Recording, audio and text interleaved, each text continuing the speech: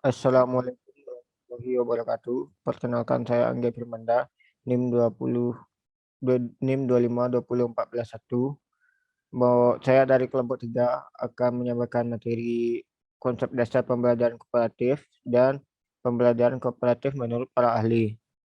Eh, yang pertama, konsep dasar pembelajaran kooperatif itu ialah kooperatif berasal dari kata kooperatif yang artinya mengerjakan sesuatu secara bersama-sama dengan saling membantu satu sama lain sebagai suatu kelompok atau suatu tim.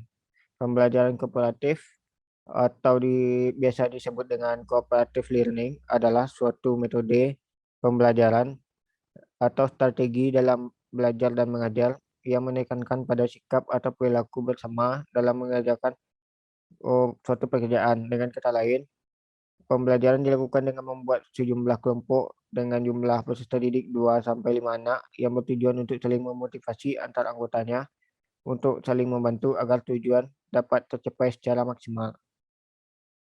Lalu, menurut para ahli, Ban dan Erickson, menurut mereka, cooperative learning ialah pembelajaran yang mengorganisir pembelajaran dengan menggunakan kelompok belajar kecil di mana siswa belajar bersama untuk mencapai tujuan belajar. Lalu menurut Diamond dan Phelps, cooperative learning ialah suatu metode pembelajaran yang menerapkan interaksi kelompok teman sebaya. Sedangkan menurut Engen dan Kauchak, pembelajaran kooperatif merupakan suatu kelompok strategi pembelajaran yang melibatkan siswa bekerja secara kolaborasi untuk mencapai tujuan bersama. Selanjutnya materi akan dilanjutkan oleh pemateri selanjutnya.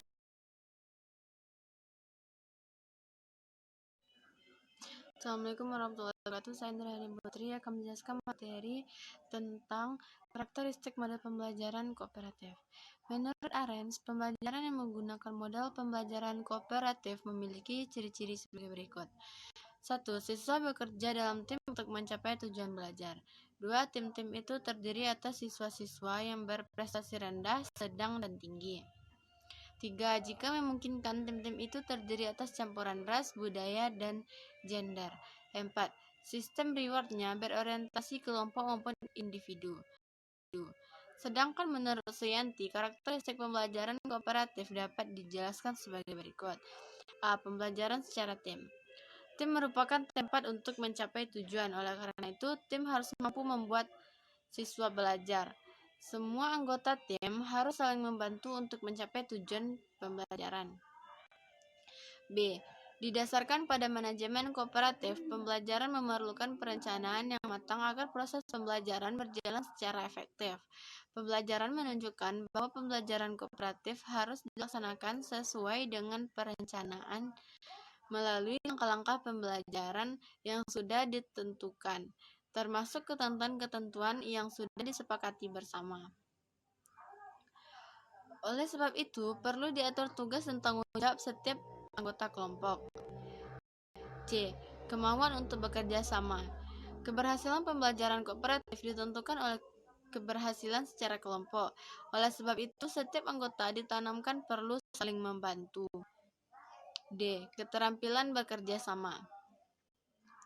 Siswa perlu didorong untuk mau dan sanggup berinteraksi dan berkomunikasi dengan anggota lain.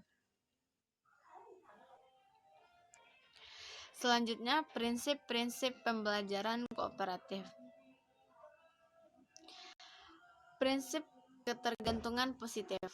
Setiap anggota kelompok masing-masing perlu membagi tugas sesuai dengan tujuan kelompoknya. Tugas tersebut tentu saja disesuaikan dengan kemampuan setiap anggota kelompok. Inilah hakikat ketergantungan positif. Artinya, tugas kelompok tidak mungkin bisa diselesaikan manakala ada anggota yang tak bisa menyelesaikan tugasnya. Dan semua ini memerlukan kerjasama. Tanggung jawab perorangan. Setiap anggota kelompok harus memiliki tanggung jawab sesuai dengan tugasnya. Setiap anggota harus memberikan yang terbaik untuk kelompoknya. Interaksi tatap muka.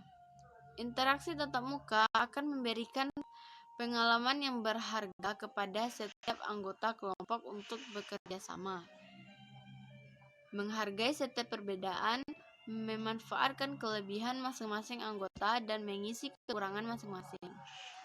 Partisipasi dan komunikasi. Untuk dapat melakukan partisipasi dan komunikasi, siswa perlu dibekali dengan kemampuan-kemampuan berkomunikasi. Menurut Noor, prinsip dasar dalam pembelajaran kooperatif sebagai berikut. Setiap anggota kelompok memiliki bertanggung jawab atas semua yang dilakukan dalam kelompoknya. Setiap anggota kelompok harus tahu bahwa semua anggota kelompok memiliki tujuan yang sama.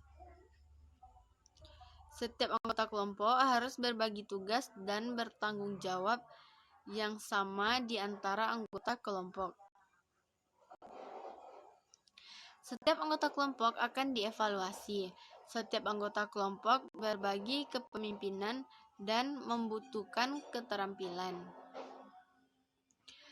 untuk belajar bersama selama proses pembelajaran. Setiap anggota kelompok akan diminta bertanggung jawab secara individual atas materi yang ditangani dalam kelompok kooperatif. Sekian penjelasan dari saya. Mohon maaf jika ada kesalahan. Assalamualaikum warahmatullahi wabarakatuh.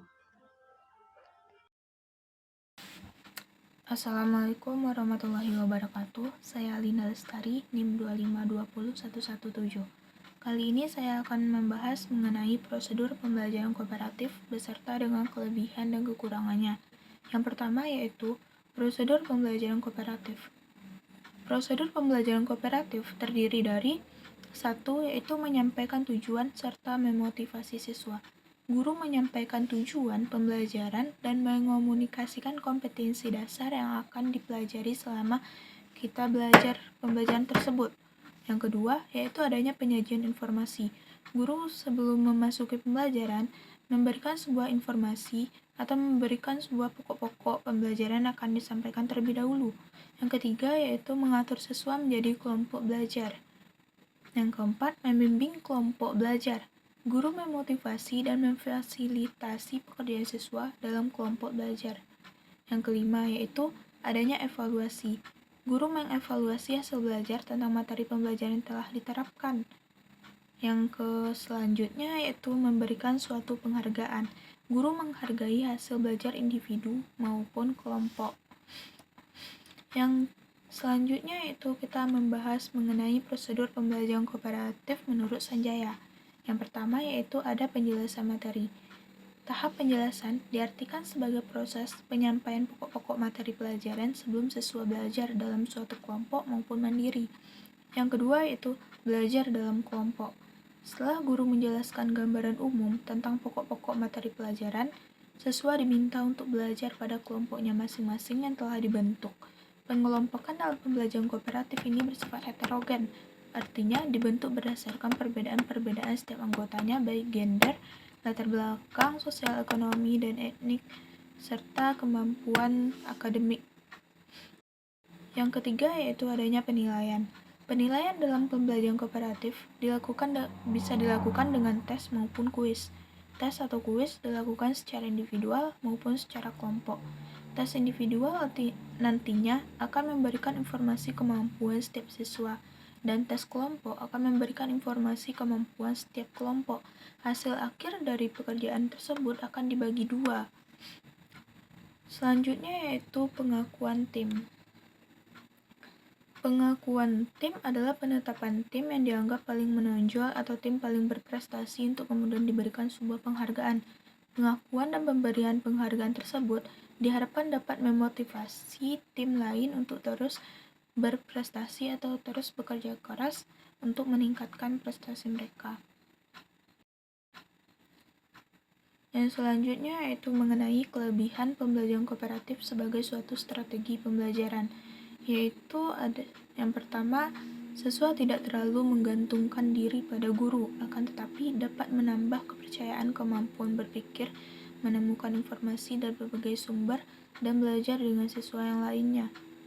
Yang kedua itu dapat mengembangkan kemampuan mengungkapkan ide atau gagasan dengan kata-kata secara verbal dan membandingkannya dengan ide-ide orang lain atau ide-ide kelompok lain.